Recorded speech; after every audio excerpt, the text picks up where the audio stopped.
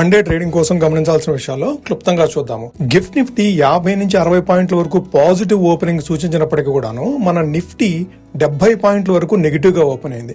అక్కడి నుంచి సుమారుగా 300 పాయింట్ల వరకు లోయర్ సైడ్ 23,815 లెవెల్స్ వరకు డ్రాప్ అవుతూ ఆల్మోస్ట్ రోజంతా కూడాను 23,900 23,950 లెవెల్స్ లోనే కన్సాలిడేషన్ అవుతూ ఉంది. నిఫ్టీ చివరికి 275 పాయింట్లు నష్టపోయి 23,897 దగ్గర క్లోజ్ అయితే సెన్సెక్స్ 982 పాయింట్లు నష్టపోయి 76,681 దగ్గర క్లోజ్ అయింది. వేరాజ్ బ్యాంక్ నిఫ్టీ 215 పాయింట్లు నష్టపోయి 56,089 దగ్గర క్లోజ్ అయింది. ఇక సెక్టార్ వైజ్ పర్ఫార్మెన్స్ చూడాలంటే ఇన్ఫోసిస్ రిజల్ట్స్ రావడం జరిగింది గత రాత్రి. ఆ రిజల్ట్స్ తర్వాత ఐటీ స్టాక్స్ లో వచ్చిన సెల్ ఆఫ్ తోటి నిఫ్టీ ఐటీ సుమారుగా 5.3% ఈ రోజు నెగిటివ్ గా క్లోజ్ అయింది. నిఫ్టీ బ్యాంకింగ్ స్టాక్స్ లో ఈ రోజు సివియర్ సెల్ ఆఫ్ లేనప్పటికీ కూడాను నిఫ్టీ ఐటీ సెల్ ఆఫ్ తోటి అదర్ సెక్టార్స్ లో ఉన్న స్టాక్స్ కూడాను నెగిటివ్ గానే ట్రేడ్ అవుతూ వచ్చినాయి. టోటల్ 21 సెక్టార్స్ ఈ రోజు ట్రేడ్ అయితే ఆల్ 21 సెక్టార్స్ ఈ రోజు నెగిటివ్ గా ట్రేడ్ అయినాయి. ఇక మార్కెట్ స్టాటిస్టిక్స్ చూడాలంటే టోటల్ గా 3,396 స్టాక్స్ ట్రేడ్ అయితే 863 స్టాక్స్ మాత్రమే అడ్వాన్స్ అయినాయి. 2,429 స్టాక్స్ డిక్లైన్ అయినాయి. అడ్వాన్స్ డిక్లైన్ రేషియో 1:3, అంటే ఒక స్టాక్ అడ్వాన్స్ అయితే 3 స్టాక్స్ డిక్లైన్ అవ్వడం చూసాము.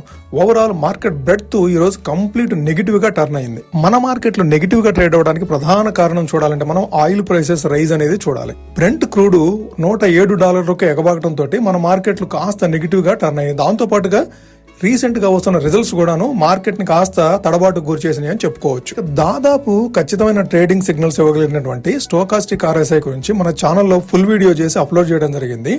మీరు ఇక్కడ ఇచ్చిన లింక్ ద్వారా ఆ వీడియోని వాచ్ చేయొచ్చు. ఇక నిన్నటి ట్రేడింగ్ సెషన్ లో FIDI యాక్టివిటీ చూడాలంటే FI 3,255 కోట్ల వర్త్ ఆఫ్ స్టాక్స్ సెల్ చేస్తే డిఐస్ మాత్రం 941 కోట్ల వర్త్ ఆఫ్ స్టాక్స్ బై చేయడం చూసాము.